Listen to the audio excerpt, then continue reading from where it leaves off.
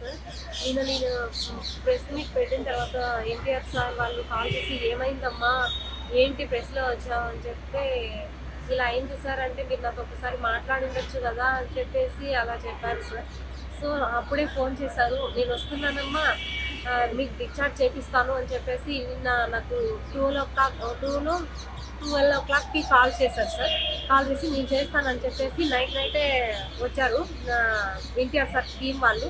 వచ్చి night 11 o'clock నుంచి 2 o'clock వరకు ఉండి ఆ అబ్బాయి గురించి మొత్తం డీటెయిల్స్ అంతా కనుక్కొని సరే అమ్మా మేము ఇవన్నీ డిశ్చార్జ్ చేయాలి సార్, ఇలా ఉంది సిచ్యువేషన్ అని ఎక్స్ప్లెయిన్ చేసిన తర్వాత మళ్ళీ ఏం జరిగిందంటే మేము మార్నింగ్ వచ్చి ఆ అబ్బాయికి డిశ్చార్జ్ చేపిస్తాము అని చెప్పారు సార్. మళ్ళీ మార్నింగ్ వచ్చి ఆ మేడం వాళ్ళతో మాట్లాడు, నిన్న 20 lakhs పే చేయమని చెప్పారు కదా. మళ్ళీ ఎన్టీఆర్ సార్ టీం వాళ్ళు వచ్చేసి వాళ్ళందరితో మాట్లాడి 20 lakhs నుంచి 8 lakhs వరకు డిస్కౌంట్ చేసి 12 lakhs ఎన్టీఆర్ సార్ వాళ్ళు పే చేసేసి డిశ్చార్జ్ ఇచ్చారు సార్. మా అబ్బాయి కండిషన్ ఇప్పుడు 80% బాగుంది, 20% ఇప్పుడు ఇన్ఫెక్షన్స్ అట్లా ఇట్లా వచ్చాయన్నమాట. అందుకని చెప్పి సార్ చాలా థ్యాంక్స్ సార్. నేను ఎన్టీఆర్ సార్, నేను ఎప్పుడు మిమ్మల్ని తప్పుగా మాట్లాడలేదు సార్. నేను వాళ్ళని అడిగే క్వశ్చన్స్కి నేను ఆన్సర్ చేశాను అంతేగాని మా ఫ్యామిలీ మొత్తము NTR fans sir.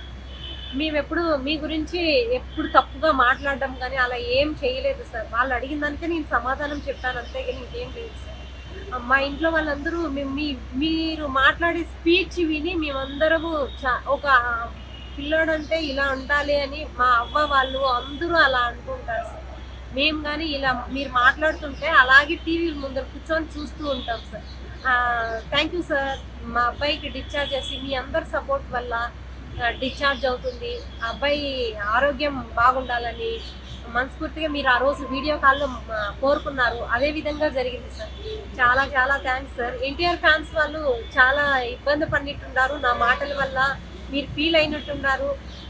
NTR fans వాళ్ళకి కానీ చెప్తున్నాను సార్, నేను ఎప్పుడు ఎన్టీఆర్ సార్ వాళ్ళ గురించి నేను ఎప్పుడు ఎక్కడ తప్పుగా మాట్లాడలేదు. మీరు మిస్అండర్స్టాండింగ్ చేసుకున్నారేమో, రియలీ మీరు అలా అనుకోవద్దండి అని నేను చెప్తున్నాను సార్. నిజంగా నేను ఎప్పుడు అలా అనుకోలేదు సార్. సార్ గురించి నేను ఎక్కడ తప్పుగా చెప్పలేదు సార్. మీరు అర్థం చేసుకుంటారని మనసారా కోరుకుంటున్నాను సార్. ఇది ఒక్కటి అర్థం చేసుకోండి సార్. ఆ అబ్బాయి హెల్త్ బాగుండాలని మీరు అందరూ కోరుకున్నారు కాబట్టి అందుకే ఈ అబ్బాయి ఇంతవరకు హెల్త్ బాగున్నారు సార్. ఇప్పుడు డిశ్చార్జ్ చేసుకుని ఇంటికి వెళ్తున్నాం సార్. Thank you sir.